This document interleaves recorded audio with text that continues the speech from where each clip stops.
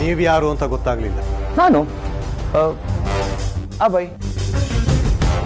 ನೀವೀಗ ಅಭಯ್ ಯಾರು ಅಂತ ಕೇಳ್ತೀರಾ ಅಲ್ವಾ? Wait,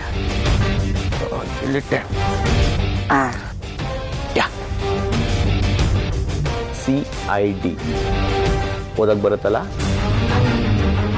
crime investigation department. Abhay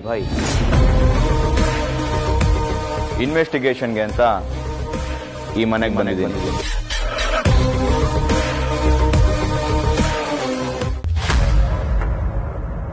ಯಾರು ನೀನು? ನಾನು ಈ ಮನೆ ಮಗ ತ್ರಿಶೂಲ್.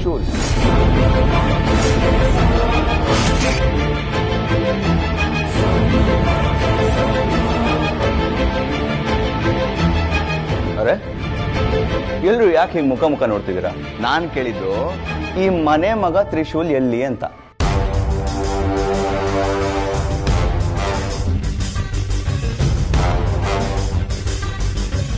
ನೀವ್ಯಾರು ಅಂತ ಗೊತ್ತಾಗ್ಲಿಲ್ಲ.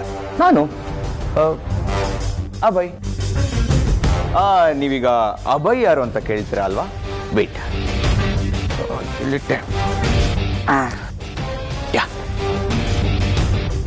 CID ಓದಕ್ ಬರುತ್ತಲ್ಲ, ಕ್ರೈಮ್ ಇನ್ವೆಸ್ಟಿಗೇಷನ್ ಡಿಪಾರ್ಟ್ಮೆಂಟ್. ಅಭಯ್ ಇನ್ವೆಸ್ಟಿಗೇಷನ್ಗೆ ಅಂತ ಈ ಮನೆಗೆ ಬಂದಿದ್ದೀನಿ.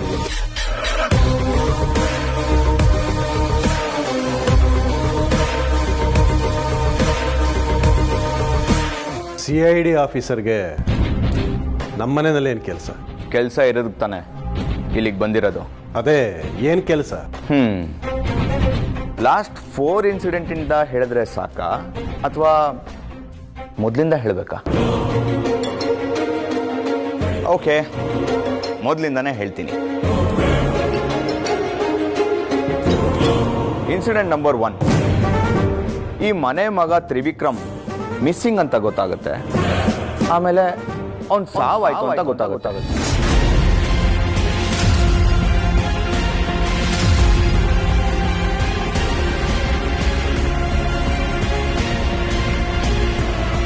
ಇನ್ಸಿಡೆಂಟ್ ನಂಬರ್ 2, ಈ ಮನೆ ಯಜಮಾನ ದಿಗ್ವಿಜಯ್ ಕಾಣೆ ಆಗ್ತಾರೆ. ಇನ್ಸಿಡೆಂಟ್ ನಂಬರ್ 3, ಈ ಮನೆ ಸೊಸೆ ಶಿವಾನಿ ಸಾವು. ಶಿವಾನಿ ಸತ್ತೋಗಿದ್ದಾಳೆ ಅಂತ ಎಲ್ಲರೂ ನಂಬಿರ್ಬೇಕಾದ್ರೆ ಶಿವಾನಿ ಮತ್ತೆ ವಾಪಸ್ ಬರ್ತಾಳೆ. ಹೇಗೆ? ಓಕೆ. ಇನ್ಸಿಡೆಂಟ್ ನಂಬರ್ 4, ಈ ಮನೆ ಮಗಳು ರೀನಾ ಕಾಣೆ ಆಗ್ತಾಳೆ. ಆಮೇಲೆ ಅವಳು ಪ್ರೀತಿಸ್ತಿದ್ದ ಹುಡುಗ ಅಜಿತ್, ಅವನು ಕೂಡ ಕಣ್ಮರೆ ಆಗ್ತಾನೆ. ಇನ್ಸಿಡೆಂಟ್ ನಂಬರ್ 5, 2 ದಿನದಿಂದ ಈ ಮನೆ ಮಗ ತ್ರಿಶೂಲ್ ಕಾಣಿಸ್ತಿಲ್ಲ.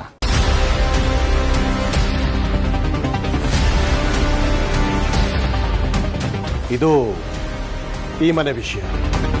ಎಲ್ಲರೂ ಮನೆಯಿಂದ ಹೋಗಿದ್ದಾರೆ, ಹೋದವರು ವಾಪಸ್ ಕೂಡ ಬಂದಿದ್ದಾರೆ.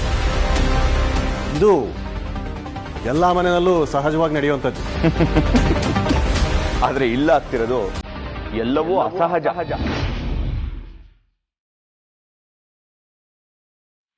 ಆದರೆ ಈ ವಿಷಯವಾಗಿ ನಾವು ಯಾರಿಗೂ ಕಂಪ್ಲೇಂಟ್ ಕೊಟ್ಟಿಲ್ವಲ್ಲ, ಕೇಸು ಆಗಿಲ್ಲ. ಈ ವಿಷಯವಾಗಿ ಪೊಲೀಸ್ ಸ್ಟೇಷನ್ ಅಲ್ಲಿ ಕೇಸ್ ಫೈಲ್ ಆಗಿತ್ತು.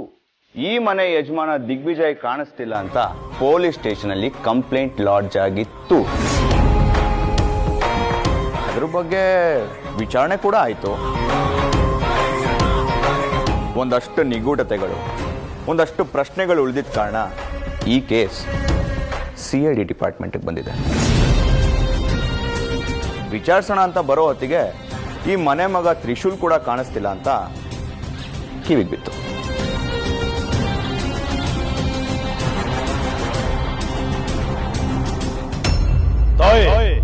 ಯಾವ ಷಡ್ಯಂತ್ರ ಇದು? ಯಾರ ಹುನ್ನಾರ ಇದು? ದಿಗ್ವಿಜಯನ ಮಗ ಇದ್ದಕ್ಕಿದ್ದಂತೆ ಕಾಣೆ ಆಗಲು ಹೇಗೆ ಸಾಧ್ಯ? ಯಾವ ಶಕ್ತಿ ಅವನ ಮೇಲೆ ಮಂತ್ರ ಪ್ರಯೋಗ ನಡೆಸಿದೆ? ನನ್ನ ಅರಿವಿಗೆ ಬಂದಿರುವ ಹಾಗೆ ಅವನ ಮೇಲೆ ನಡೆದಿರುವುದು ಸಾತ್ವಿಕ ಪ್ರಯೋಗ. ಅಂದ್ರೆ ಇದು ಅವನ ಒಪ್ಪಿಗೆಯಿಂದ ನಡೆದಿದೆಯಾ ಅಥವಾ ಅವನು ಯಾರಾದ್ರೂ ಹುನ್ನಾರಕ್ಕೆ ಬಲಿಯಾದ್ನ? ಹೇಳು ತಾಯೇ, ಹೇಳು, ಮಾತಾಡು.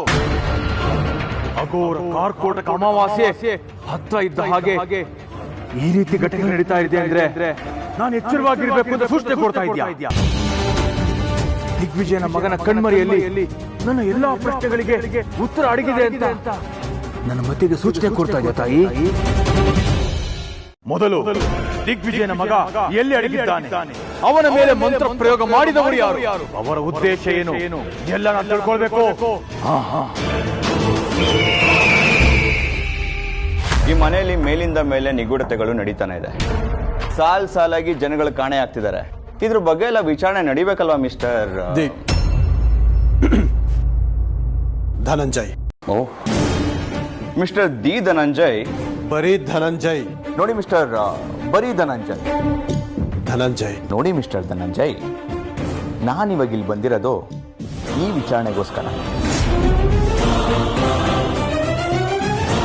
ಈ ವಿಚಿತ್ರಗಳ ಹಿಂದೆ ಏನು ಕಾರಣ ಇದೆ, ಅದರ ಹಿಂದೆ ಯಾರ್ಯಾರಿದ್ದಾರೆ, ಯಾವುದಕ್ಕೋಸ್ಕರ ಇದನ್ನೆಲ್ಲ ಮಾಡ್ತಿದ್ದಾರೆ, ಇದನ್ನೆಲ್ಲ ನಾನು ಕಂಡುಹಿಡಿಯಲೇಬೇಕು.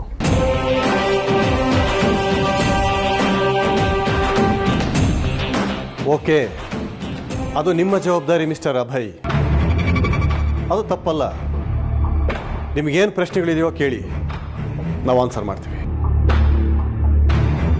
ಅಥವಾ ಸ್ಟೇಷನಿಗೆ ಬರಬೇಕಾ, ಅಲ್ಲೂ ಬಂದು ಉತ್ತರ ಕೊಡ್ತೀವಿ, ನೋ ಪ್ರಾಬ್ಲಮ್. ನಿಮ್ಮನ್ನ ಸ್ಟೇಷನ್ಗೆ ಕರೆಸಿ ವಿಚಾರಣೆ ಮಾಡೋದಕ್ಕೆ ಇದೇ ನಾರ್ಮಲ್ ಕೇಸ್ ಅಲ್ಲ ಮಿಸ್ಟರ್ ಧನಂಜಯ್.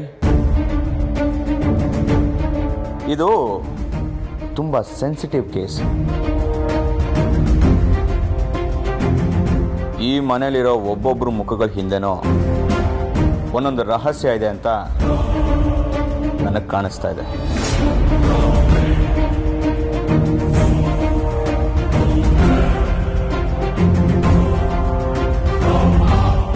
ಸೊ ನಾನು ಇನ್ವೆಸ್ಟಿಗೇಷನ್ ಮಾಡೋದಕ್ಕೆ ಇಲ್ಲಿಗೆ ಬಂದಿದ್ದೀನಿ. ವಿಚಾರಣೆ ಮುಗಿಯೋವರೆಗೂ ನಾನು ಇಲ್ಲಿಂದ ಹೋಗಲ್ಲ. ಅದು ಮುಗಿಯೋವರೆಗೂ ಇದೇ ನನ್ನ ಮನೆ.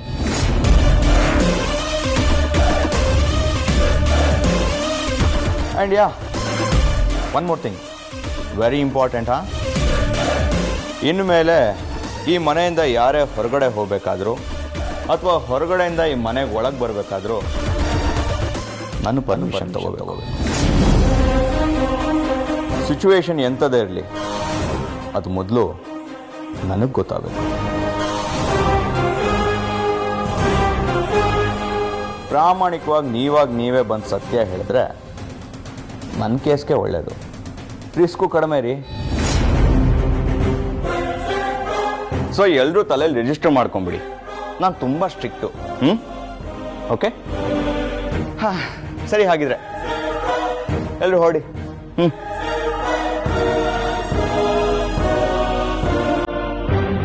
ಹೇಳಿದ್ನಲ್ಲ ಸ್ಟ್ರಿಕ್ಟು ಅಂತ.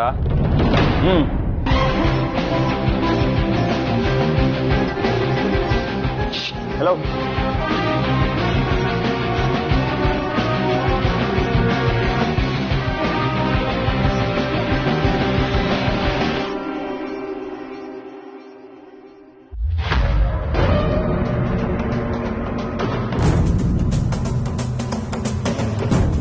ಇನ್ನೇನು ಎಲ್ಲ ಸರಿ ಹೋಯ್ತು. ಎಲ್ಲ ಸಮಸ್ಯೆಗಳು ಕ್ಲಿಯರ್ ಆಗಿವೆ. ಅಘೋರ ಕಾರ್ಕೋಟಕ ಅಮಾವಾಸ್ಯೆಗೆ ಮೊದಲೇ ನನ್ನ ಮುಖನ ನಾನು ಪಡ್ಕೊಳ್ಳೋಣ ಅಂತಂದ್ರೆ ಈಗ ಇವನು ಯಾರೋ ಬಂದಿದ್ದಾನೆ. ಯಾರವನು? ಏನ್ ಮಾತಾಡ್ತಾ ಇದ್ದ? ಅವನೊಬ್ಬ CID ಆಫೀಸರ್.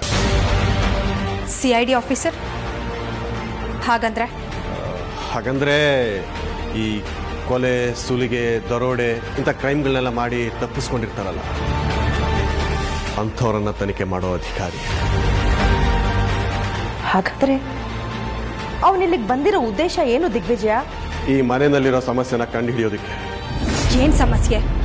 ಅವ್ನು ಯಾರೋ ಬಂದು ಏನೋ ಮಾತಾಡ್ದ ಅಂತ ನೀವೆಲ್ಲ ಯಾಕೆ ಹೆದರ್ಕೊಂಡಿದ್ದೀರಾ? ತಿರುಗಿಸಿ ಮಾತಾಡೋದಲ್ವಾ? ಅದು ಸಾಲದು ಅಂತ ಈ ಮನೆಯಲ್ಲಿ ಯಾರ್ಯಾರಿಗೂ ಇರೋಕೆ ಯಾಕೆ ಅವಕಾಶ ಕೊಡ್ತೀರಾ? ಕೃಷ್ಣೆ, ನಿನಗಿದೆಲ್ಲ ಅರ್ಥ ಆಗೋದಿಲ್ಲ. ಅವನೊಬ್ಬ ಸರ್ಕಾರಿ ಅಧಿಕಾರಿ. ಈಗ ನಾವು ಅವನ ವಿರುದ್ಧ ಮಾತಾಡಿದರೆ ತಪ್ಪಾಗುತ್ತೆ, ಅದು ಅಪರಾಧ ಕೂಡ. ಆಮೇಲೆ ಜೈಲಿಗೆ ಹೋಗ್ಬೇಕಾಗತ್ತೆ. ಜೈಲು ಅಂದ್ರೆ ಕಾರಾಗೃಹ. ನಮ್ಮ ಶಕ್ತಿಗೆ ಯಾವ ಕಾರಾಗೃಹಗಳು ಉಳಿಯೋದಿಲ್ಲ.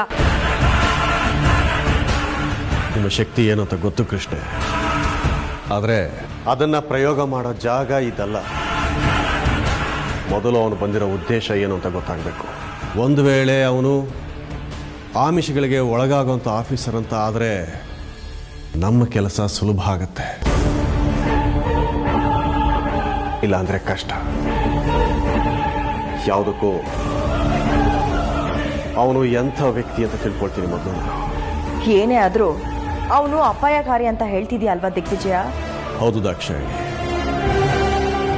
ಅವನ ಹತ್ರ ಪರ್ಸ್ನಲ್ ಆಗಿ ಮಾತಾಡದ ಹೊರತು ಅವನು ಅಪಾಯಕಾರಿ ಹೌದೋ ಅಲ್ವೋ ಅಂತ ಹೇಗೆ ಜಡ್ಜ್ ಮಾಡೋಕ್ಕಾಗುತ್ತೆ? ಏನಾದರೂ ಮಾಡು, ಆದರೆ ಅವನು ನಮ್ಮ ಕೆಲಸ ಕಾರ್ಯಗಳಿಗೆ ಅಡ್ಡ ಆದರೆ ಮೊದಲು ಅವನನ್ನು ಅಡ್ಡಡ್ಡ ಮಲಗಿಸೋದೆ ನನ್ನ ಕೆಲಸ.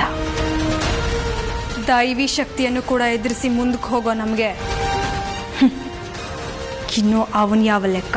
ಕೃಷ್ಣೆ, ಇಂಥ ಮಾತುಗಳೆಲ್ಲ ಬೇಡ. ನಾನು ಹೇಳಿದೆ ತಾನೆ, ನಾನು ಅವನ ಹತ್ರ ಮಾತಾಡ್ತೀನಿ ಅಂತ. ಆಮೇಲೆ ಯೋಚನೆ ಮಾಡೋಣ.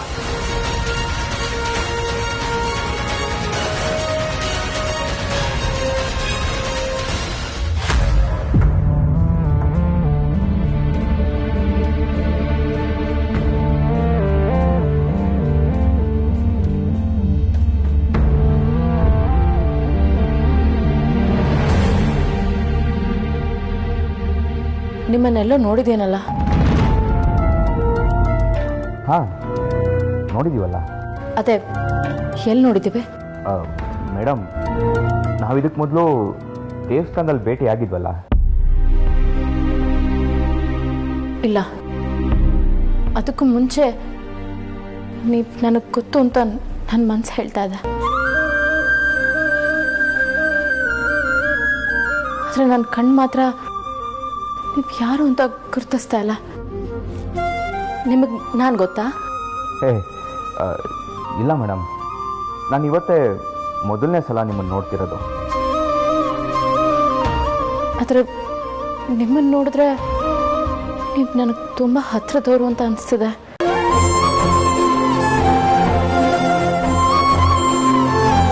ಅದು ಹೇಗೆ ಅನ್ನೋದೇ ನನ್ನ ಪ್ರಶ್ನೆ. ಯಾಕೆ ಹೀಗಾಗ್ತಿದೆ? ಏನು? ನನ್ನ ಮನಸ್ಸು.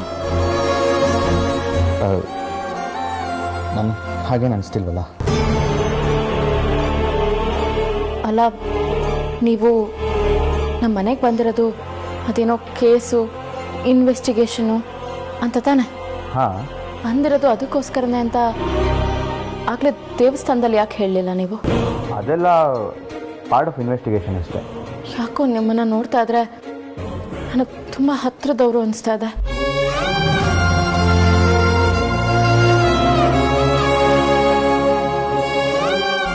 ನಿನ್ನ ಮುಖದ ರೂಪದ ಗುಟ್ಟನ್ನ ರಟ್ಟು ಮಾಡಿದರೆ ನಿನ್ನ ಹುಟ್ಟಿನ ಗುಟ್ಟು ಬಯಲಾಗುವುದು.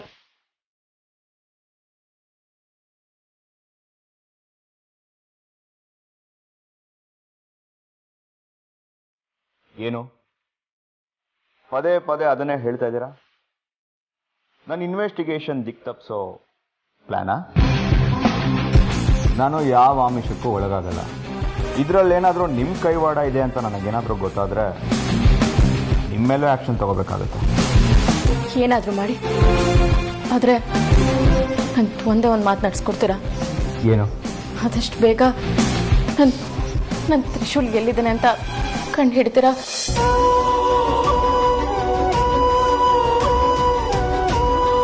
ಅವನಲ್ದೆ ನನಗಿರೋಕ್ಕಾಗ್ತಿಲ್ಲ.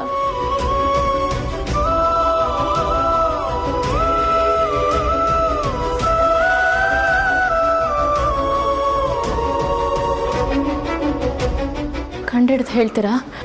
ಹಾಂ ಹಾಂ, ಕಂಡು ಹಿಡಿತೀನಿ. ನನ್ನ ಪಾತ್ರದ ಉದ್ದೇಶ ಇರೋದೇ ಎಲ್ಲನೂ ಕಂಡು ಹಿಡಿಯುತ್ತಾನೆ.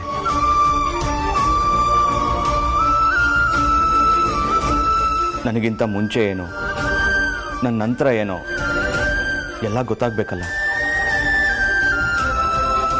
ಕೈ ಮುಗಿದು ಕೇಳ್ಕೊತೇನೆ, ನನ್ನ ತ್ರಿಶೂಲ್ ಎಲ್ಲೇ ಇದ್ರು ಬೇಗ ಕರ್ಕೊಂಡು ಬಂದ್ಬಿಡಿ.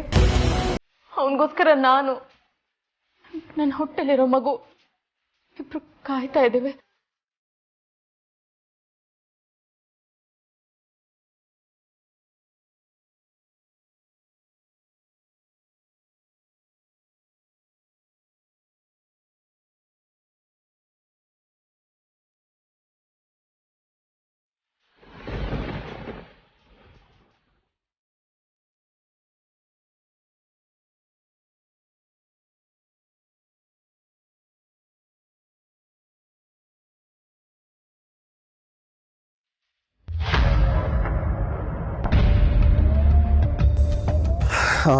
ವೆಲ್ ಆಫೀಸರ್, ನಿಮ್ಮ ಡ್ರಿಂಕಿಗೆ ಸೋಡಾ ಆರ್ ವಾಟರ್? ಸಾರಿ, ನನಗಿದೆಲ್ಲ ಅಭ್ಯಾಸ ಇಲ್ಲ. ಗುಡ್. ಈಗಿನ ಕಾಲದಲ್ಲಿ ಇಂಥ ಜನ ತುಂಬ ಅಪರೂಪ. ನೀವು ತಗೊಳ್ಳಿಲ್ಲ ಅಂದರೂ ಕಂಪ್ನಿ ಕೊಡ್ಬೋದಲ್ವಾ? ಶೋರ್. ಆಫೀಸರ್, ಕೆಲವು ಪಾರ್ಟಿಗಳಲ್ಲಿ ಡ್ರಿಂಕ್ ತಗೊಳ್ಳದೇ ಇರೋರನ್ನ ಒಂಥರ ನೋಡ್ತಾರಲ್ಲ, ಹಾಗೇನು ಮಾಡ್ತೀರಾ? Very simple. ಗ್ಲಾಸಿಗೆ ಆ್ಯಪಲ್ ಜ್ಯೂಸ್ ಹಾಕ್ಕೊಂಡು ಅದ್ರ ಮೇಲೆ 4 ಐಸ್ ಕ್ಯೂಬ್ ಹಾಕ್ತೀನಿ. ಪಾರ್ಟಿ ತುಂಬ ಓಡಾಡ್ತಿರ್ತೀನಿ. ಎಲ್ಲರೂ ಅದನ್ನು ವಿಸ್ಕಿ ಅನ್ಕೋತಾರೆ. ತುಂಬ ಕಿಲಾಡಿ ಇದ್ದೀರಾ ನೀವು. ಬೈ ದ ವೇ, ನೀವು ನಮ್ಮ ಮನೆಗೆ ಬಂದಿರೋ ಉದ್ದೇಶ? ಹೇಳಿದ್ನಲ್ಲ, ಇನ್ವೆಸ್ಟಿಗೇಷನ್ಗೆ ಅಂತ.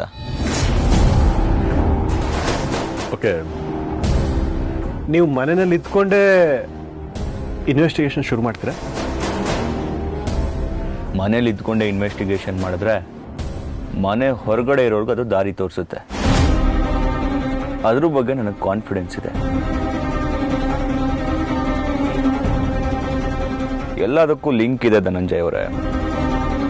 ನಿಮ್ಮಣ್ಣ ದಿಗ್ವಿಜಯ್ ಅವರು ತುಂಬ ಜನ ಫ್ರೆಂಡ್ಸ್ ಇದ್ರು, ಆದರೆ ಈಗ ಅವ್ರು ಯಾರೂ ಬದುಕಿಲ್ಲ, ರೈಟ್? ಪಾಪ ಎಲ್ಲರೂ ಸಾವು ನಿಗೂಢ ಅಲ್ವಾ? ಅಲ್ಲ, ಅದು ನಿಮಗೆ ಗೊತ್ತಾಗಕ್ಕೆ ಸಾಧ್ಯ ಇಲ್ಲ ಬಿಡಿ, ಯಾಕಂದರೆ ನೀವು ಧನಂಜಯ್ ತಾನೆ. ನೋಡಿ ಪಾಪ, ನಿಮ್ಮ ಅಣ್ಣನ ಫ್ರೆಂಡ್ಸ್ ಎಲ್ಲ ಘೋರವಾಗಿ ಸತ್ತಿದ್ದಾರೆ. ಇನ್ನೊಂದು ನಿಗೂಢವಾದ ವಿಷಯ ಏನು ಗೊತ್ತಾ? ಅವರೆಲ್ಲರೂ ಸಾವುಗೋ ಕಾರಣ ಹಾವಿನ ವಿಷಯ. ನಾನು ಬಂದಿರೋದು ಕೂಡ ಆ ವಿಷಯನ ಇನ್ವೆಸ್ಟಿಗೇಟ್ ಮಾಡೋದಕ್ಕೆ. ಹಾವಿಗೂ ಸತ್ತೋರ್ಗೂ ಈ ಮನೆಗೂ ಏನೋ ಸಂಬಂಧ ಇದೆ ಅಲ್ವಾ ಮಿಸ್ಟರ್ ಧನಂಜಯ್? ಹಲೋ, ಇದೇನು ರಾನೇ ಎತ್ತಾ ಇದ್ದೀರಾ? ನೀರು ಸೋಡಾನೋ ಮಿಕ್ಸ್ ಮಾಡ್ಕೊಳ್ಳಿ, ಇಲ್ಲದಿರೋ ಲಿವರ್. ಯಾಕೋ ತುಂಬಾ ಗಾಬರಿ ಆಗಿದ್ದೀರಾ? ಅದು ಹಾವು ಅಂದ್ರಲ್ಲ, ಅದಕ್ಕೆ. ಓಹ್, ನಿಮ್ಗೆ ಹಾವು ಅಂದ್ರೆ ಭಯನ? ಹಾವು ಅಂದ್ರೆ ಯಾರಿಗೆ ಭಯ ಇರಲ್ಲ ಹೇಳಿ? ಹಾವು ಅದಾಗದೆ ಯಾರಿಗೂ ತೊಂದರೆ ಕೊಡೋದಿಲ್ವಂತೆ, ಆದರೆ ಅದಕ್ಕೆ ತೊಂದರೆ ಕೊಟ್ರೆ ಅದು ಯಾರನ್ನೂ ಸುಮ್ಮನೆ ಬಿಡಲ್ವಂತೆ. ಇದಕ್ಕೆ ನೀವೇನು ಹೇಳ್ತೀರಾ ಧನಂಜಯ್? ಇಲ್ಲ, ಅದ್ರ ಬಗ್ಗೆ ನನಗೆ ಅಷ್ಟಾಗೇನು ಗೊತ್ತಿಲ್ಲ. ನನಗೂ ಅಷ್ಟೇ, ಈಗೇನೂ ಗೊತ್ತಿಲ್ಲ, ಆದರೆ ಮುಂದೆ ಎಲ್ಲ ಗೊತ್ತಾಗುತ್ತೆ. ಎಲ್ಲದನ್ನೂ ಕಂಡುಹಿಡಿತೀನಿ, ಎಲ್ಲದಕ್ಕೂ ಉತ್ತರನೂ ಹೊರಗೆ ತರ್ತೀನಿ.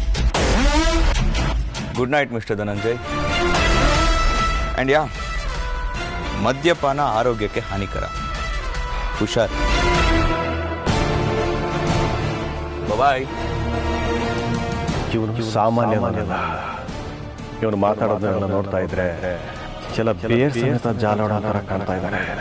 ಎಷ್ಟು ಬೇಗ ಸಾಧ್ಯ ಆಗುತ್ತೋ ಅಷ್ಟು ಬೇಗ ನಾವು ಹುಷಾರಾಗ.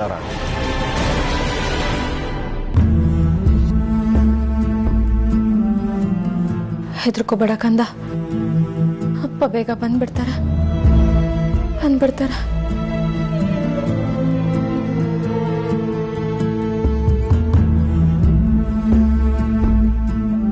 ಎಲ್ಲಿದ್ಯಾ ತ್ರಿಶೂಲ್? ನೀನು,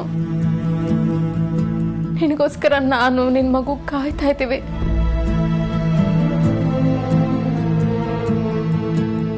ನಮ್ ನೆನ್ಪೇ ಇಲ್ವಾ ನಿನ್ಗೆ? ಬೇಗ ಬಂದ್ಬಿಡ್ತೀನಿ ಅಂತ ಹೋದೋನು ಒಂದು ಫೋನು ಇಲ್ವಲ್ಲ. ಸ್ವಾಮಿಗಳು ಇಬ್ರು ಸೇರಿ ಹೋರಾಡಿದ್ರೆ ಮಾತ್ರ ನಮ್ಮ ಸಮಸ್ಯೆಗಳಿಗೆಲ್ಲ ಪರಿಹಾರ ಸಿಗುತ್ತೆ, ಇಲ್ಲಾಂದ್ರೆ ಸಾವು ಖಚಿತ ಅಂತ ಹೇಳಿದ್ರು. ಅದ್ ನಿನಗೆ ಗೊತ್ತಿದ್ದು ಈಗ ಒಬ್ನೇ ಹೋಗಿದ್ಯಲ್ಲ, ಎಲ್ಲೂ ಹೋಗ್ತೀನಿ ಅಂತಾನೂ ಹೇಳಲಿಲ್ಲ, ನನ್ನ ಜೊತೆ ಕರ್ಕೊಂಡು ಹೋಗ್ಲಿಲ್ಲ.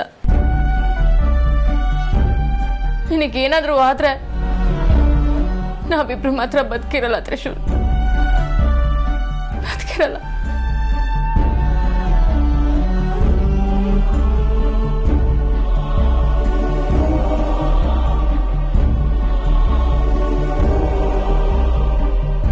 ಎಲ್ಲೋ ಇದ್ದೋಳನ್ನ ಕರ್ಕೊಂಡು ಬಂದು ಈ ಮನೆಗೆ ಸೇರಿಸ್ದೆ, ಅದಕ್ಕೆ ಕಟ್ಕೊಟ್ಟೆ, ಪ್ರೀತಿ ತುಂಬಿದೆ, ಎಲ್ಲ ಕೊಟ್ಟು ಈಗ ನನ್ನನ್ನೇ ಒಂಟಿ ಮಾಡಿ ಹೋಗ್ಬಿಟ್ಯಾ? ನೀವು ಎಷ್ಟೇ ಹತ್ರ ಬರಕ್ ಪ್ರಯತ್ನ ಪಟ್ಟರು ನನ್ನ ದೂರ ತಳ್ತಿದ್ದೆ. ನಿನ್ನ ಅಲ್ಲೆಲ್ಲೋ ಮೂಲೆಯಲ್ಲಿ ಮಲಗಿಸಿ ಆರಾಮಾಗಿ ನಾನು ಮಂಚದ ಮೇಲೆ ಮಲಗ್ತಿದ್ದೆ. ಎಂತ ತಪ್ಪು ಮಾಡಿಬಿಟ್ಟೆ ನಾನು? ಇಲ್ಲ, ನನ್ನ ತಪ್ಪಿಗೆ ಪ್ರಾಯಶ್ಚಿತವಾಗಿ ಇವತ್ತು ನಾನು ನೆಲದ ಮೇಲೆ ಮಲ್ಕೋತೀನಿ.